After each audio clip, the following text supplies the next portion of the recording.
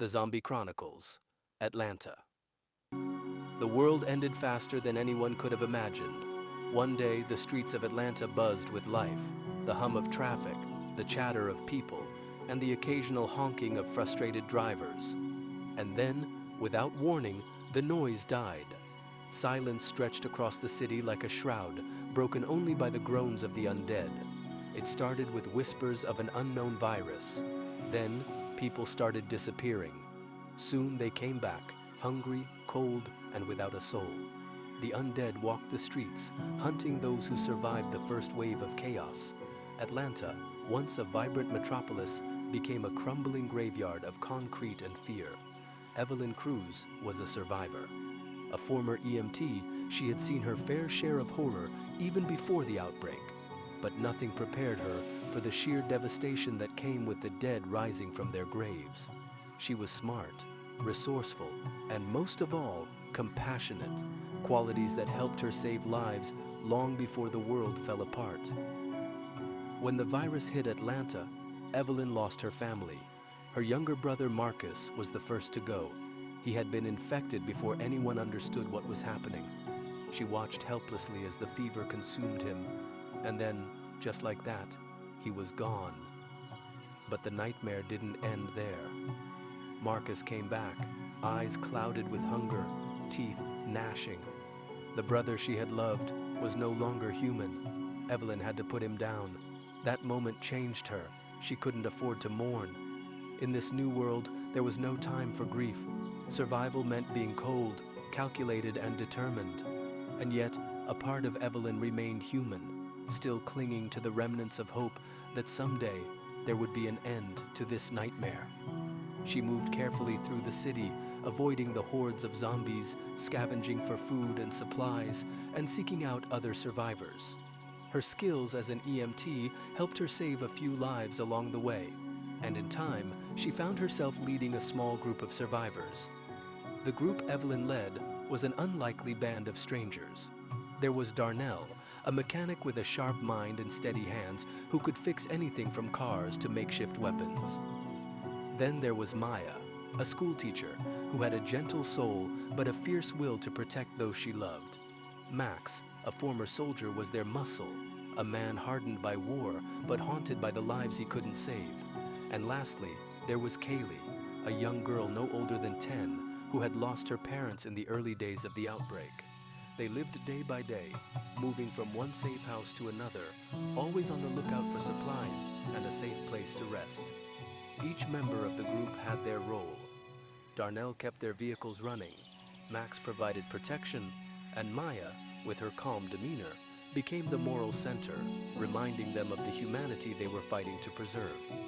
But it was Evelyn who held them together. She was their leader, their guide in the dark, and the one who always managed to find a way out of seemingly impossible situations.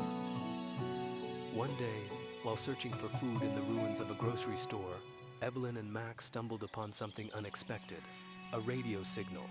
It was weak, barely audible over the static, but it was a voice of hope. "Survivors, north of the city, safe zone, join us." It was the first sign that there might be others out there, other people who had survived and were rebuilding. It was the first sign that the world hadn't completely ended. Hope was a dangerous thing in this new world. It could make you careless, make you take risks you wouldn't otherwise consider. But it was also the only thing that kept people going. The group decided to head north, following the faint signal.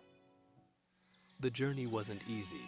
Zombies roamed the highways, and rogue survivors, those who had lost their humanity in the chaos, were even more dangerous than the undead. They crossed abandoned neighborhoods and crumbling buildings, often scavenging for what little food they could find. At one point, the group came across another band of survivors. They were desperate, starving, and willing to do anything to survive, even if it meant taking what wasn't theirs. Max wanted to fight them off, to protect their group at all costs.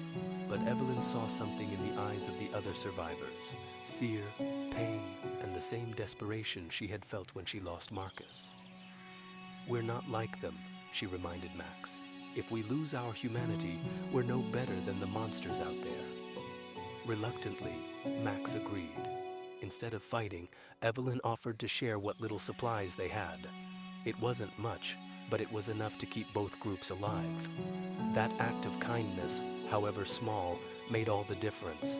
It reminded everyone, both her group and the strangers, that there was still hope, still a chance to rebuild, and that they didn't have to be enemies. After weeks of traveling, the group finally reached the outskirts of the city. The safe zone was real, but it wasn't what they had imagined. It was a walled-off section of an old military base, protected by soldiers and reinforced with makeshift barricades. Inside, survivors had started to rebuild, a small community of people trying to live as normally as possible in a world gone mad. But even within the walls, the threat of the undead loomed large.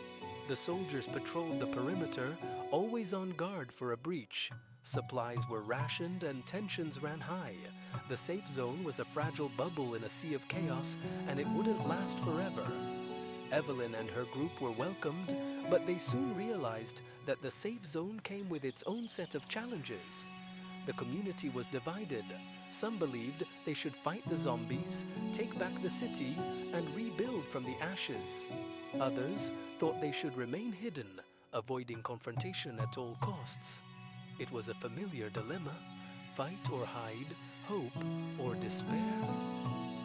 Evelyn, though weary from the journey, found herself once again in a leadership role. She knew that the community couldn't survive by hiding forever. The undead would eventually find a way in. The only way to truly survive was to face the danger head-on, to find a cure for the virus, or at the very least, a way to fight back. In the end, the true battle wasn't against the zombies, it was against the loss of hope, the temptation to give in to despair, and the ever-present question of what it meant to be human in a world overrun by monsters. Evelyn taught the people of the safe zone that humanity wasn't about survival at any cost. It was about compassion, kindness, and the willingness to help others, even when the world seemed beyond saving. She reminded them that the greatest enemy wasn't the undead, it was the loss of their moral compass. Her journey had been one of pain, loss, and difficult choices, but through it all, she never forgot that they were fighting not just for survival, but for the future of humanity itself.